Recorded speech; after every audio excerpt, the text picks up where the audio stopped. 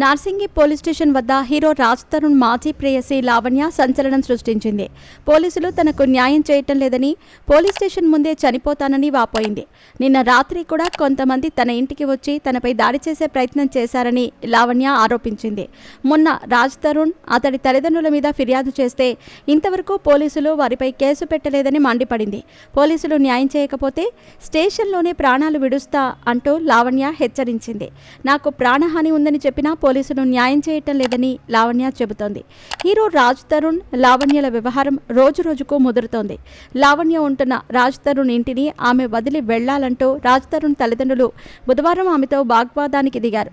ఈ ఘటనలో దాదాపుగా 15 మందికి పైగా తనపై దాడికి దిగారంటూ గురువారం లావణ్య నార్సింగి పోలీస్ స్టేషన్కు ఫిర్యాదు చేయడానికి వెళ్లింది.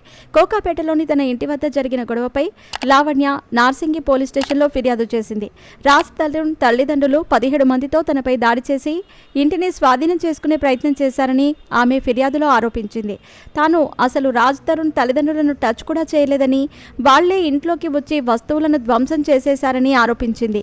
తనను ఈడ్చుకుంటూ వెళ్లి ఇబ్బంది పెట్టారంటూ లావణ్య వాపోయింది.